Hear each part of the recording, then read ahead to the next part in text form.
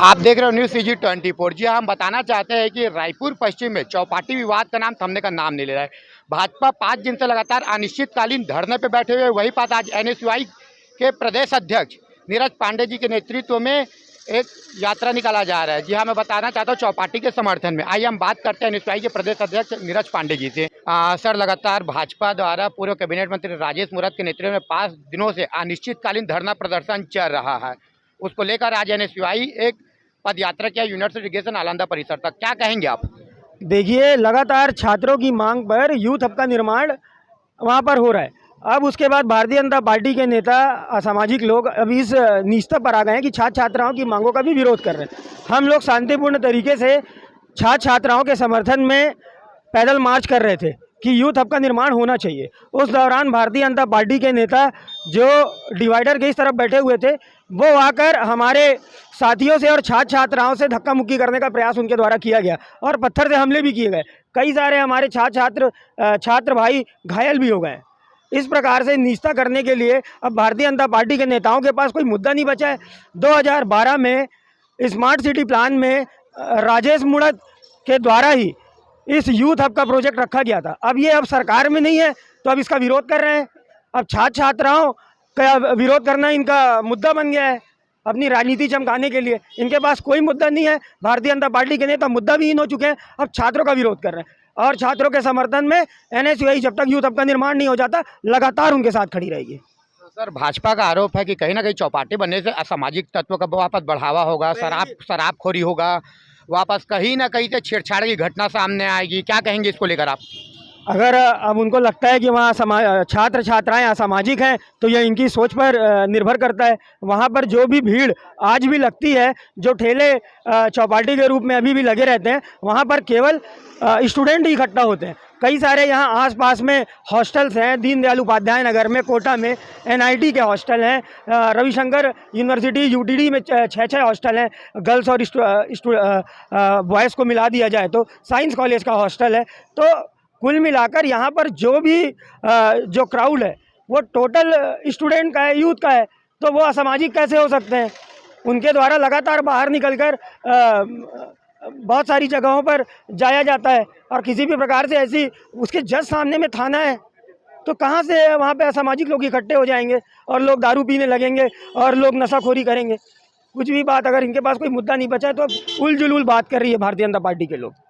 Sir, यही मामला चौपाटी का विवाद अभी बिलासपुर हाईकोर्ट भी जा चुका है। पूर्व कैबिनेट मंत्री राजेश मूरत जी ने हाईकोर्ट में ले गए हैं मामले को लेकर। उसको लेकर आप क्या कहोगे? स्मार्ट सिटी प्लान के अंतर्गत यूथ हब का निर्माण हो रहा है और ये प्रोजेक्ट स्मार्ट सिटी के नाम पर यहाँ पर बना हुआ है। इससे पहले भी बहुत सारे निर्माण हुए। नालंदा परिसर का निर्माण हुआ, उसके बाद यहाँ पर कई सारे कैफ़े खोले गए, लेकिन सस्ते दामों पर स्टूडेंट को खाना मिल पाए इसके लिए यूथ हब का निर्माण हो रहा है कि जो छात्र हैं, जो पढ़ने आए हैं, जो आर्थिक रूप से कमज़ोर हैं, वो सस्ते दामों पर भी यहाँ पर खानों को खा सकें। सर, लगातार 5 दिनों से भाजपा का अनिश्चितकालीन धरना प्रदर्शन चल रहा है चौपाटी के विरोध में। आज NSUI द्वारा समर्थन किया जा रहा है। क्या कहेंगे आप? जी, लगातार यूथ हब का निर्माण कराया जा रहा है छत्तीसगढ़ शासन द्वारा। पूरे छात्रों को द्वारा इसका समर्थन किया जा रहा है। वहीं भारतीय जनता पार्टी के पूर्व मंत्री, पूर्व विधायक राजेश मूरत द्वारा अब राजनीति रोटी चमकाने के लिए इन छात्र हितों पे जितनी भी योजना चल रही उनका विरोध कर रहे हैं। वो पिछले 5 दिनों से यहाँ पर धरने में बैठ चुके हैं यूथ हब के विरोध में। मैं उनसे एक सवाल करना चाहता हूँ कि यहाँ 50,000 छात्र पढ़ते हैं। NIT कैंपस है, विश्वविद्यालय कैंपस है, साइंस कॉलेज सेंटर है, यहाँ पर 2 लाइब्रेरी चल रही है, आयुर्वेदिक महाविद्यालय है। ये सब छात्र पढ़ाई लिखाई करके निकलते हैं। वो बाहर निकलेंगे, उन्हें भूख लगती है, प्यास लगती है, वो छात्र उसके लिए जाएंगे कहाँ? इसलिए राज्य सरकार द्वारा यूथ हब का निर्माण किया जा रहा है। और यही मांग को जब हम लोग छात्रों से हम निकल रहे थे, भारतीय जनता पार्टी के गुंडे लोग रोड के पार आके हमारे पत्थरों से, लाठियों से हमला करने का प्रयास किया, जिसका हमने विरोध किया। वहाँ मामूली झड़प भी हुई है और लगातार आने वाले समय में भी NSUI यूथ हब का समर्थन करते रहेगी जब तक यूथ हब का निर्माण नहीं हो जाता। सर, भाजपा का आरोप है कि कहीं ना कहीं से चौपाटी बनने से असामाजिक तत्वों का बढ़ावा होगा, नशाखोरी बढ़ेगा, छेड़छाड़ बढ़ेगा। क्या कहेंगे इसको लेकर आप? जी, 2018 में जब नालंदा परिसर का निर्माण हुआ, यहाँ भी 14 दुकानें बनाई गई। वो दुकान तब से बनी, 24/7 इनका संचालन होता है। आज तक यहाँ भी एक भी घटना सामने नहीं आई है कि कभी छेड़खानी शिकायत आई हो या कोई भी तरीके की शिकायत आई हो। ठीक उसी प्रकार जहां यूथ हब निर्माण किया जा रहा है उसी के सामने सूरतीनगर थाना है।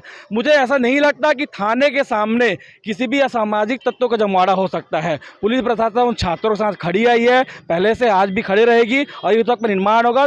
पूरी सुरक्षा की इसकी जिम्मेदारी सरकार लेगी। आने वाले समय में एनएसयूआई चौपाटी के पक्ष में और कोई बड़ा आंदोलन कर सकती है?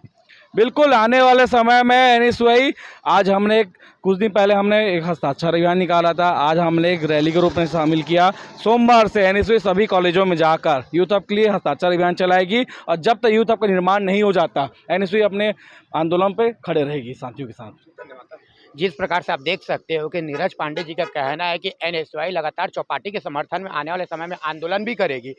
वही पास कहीं ना कहीं खाने पीने की समस्या को लेकर यहाँ पास मैं बताना चाहता हूँ कि एनआईटी से संबंधित आजू बाजू बहुत सारे विभिन्न कॉलेज जहाँ पे 5000 से ज़्यादा छात्रों का अध्ययन भी होता है, आजू बाजू रहने के लिए हॉस्टल भी है।